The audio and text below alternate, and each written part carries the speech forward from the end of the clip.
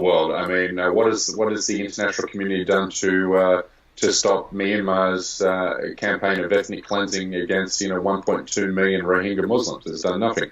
What is the international community doing against China's effort to ethnically cleanse up to 12 million Uyghur Muslims at the moment? Nothing. I mean, not only is the world, and you've got Rwanda and genocide, which certainly didn't have Muslims involved, but if you look at the track record of the international community stepping in to halt genocide where the majority of the population is Muslim, it hasn't been coming. We can also look at Syria. What has the international community done to halt, Assad's killing of and displacing of up to 12 million, mostly Sunni Muslims in Syria?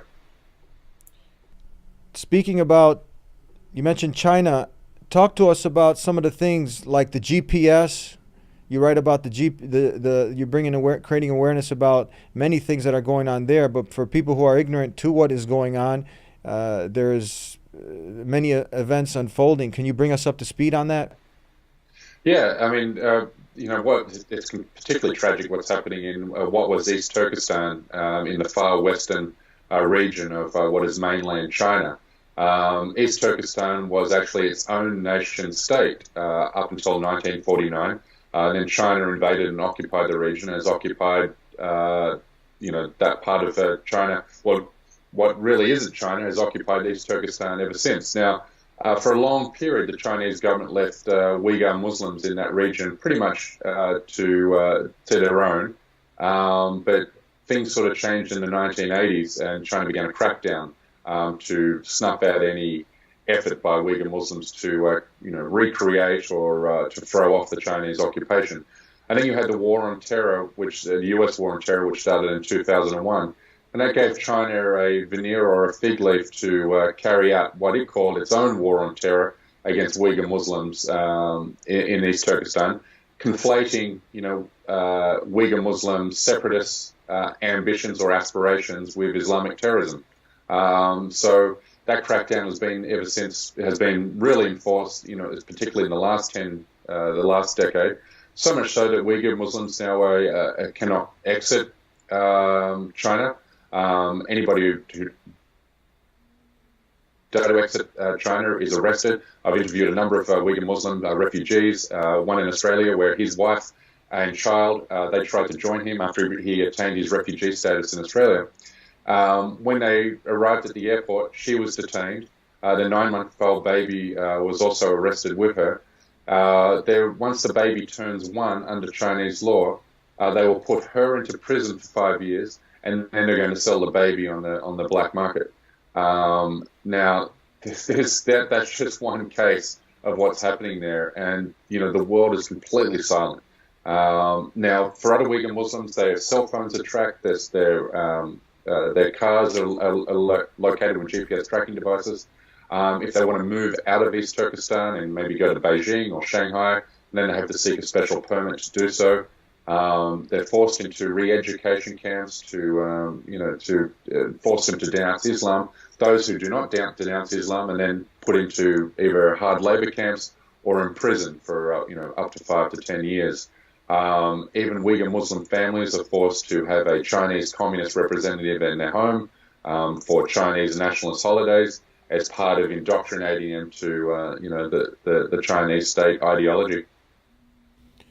Now, are women also being? I mean, this is what would you say a modern day Inquisition sounds like? Yeah, it really is that. I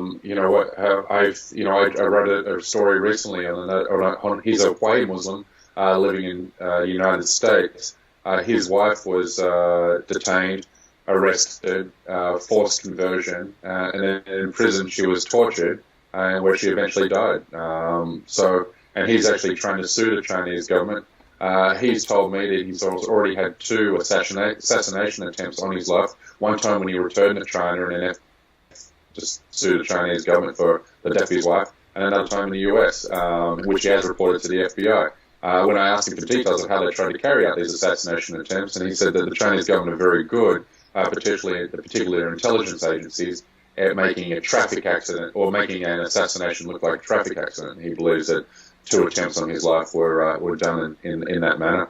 I heard women are being forced, not only, as you said, forced conversions, But to leave Islam, I heard that they're also being forced to marry to have forced marriages to what is it, Communist Party members? Yeah, yeah, communists to some people or Chinese who subscribe to the communist and atheist ideology. There has been stories of forced marriages to the extent that that's happening. I'm not exactly sure. I can't give you the numbers, but I have heard anecdotal accounts of that happening.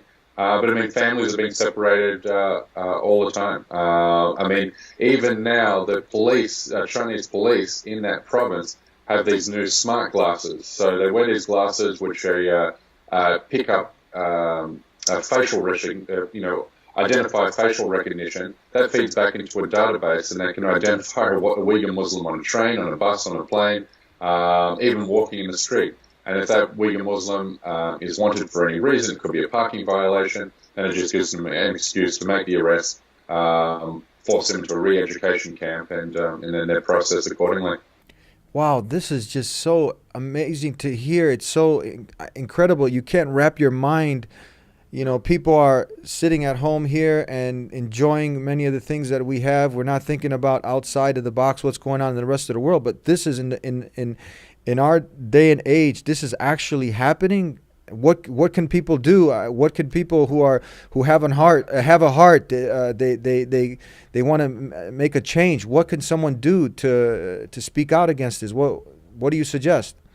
Yeah, I mean it's very frustrating because I mean even what's interesting is not one single Muslim leader of a Muslim majority nation state has offered one word of condemnation of what China is doing against the Uyghur Muslim population.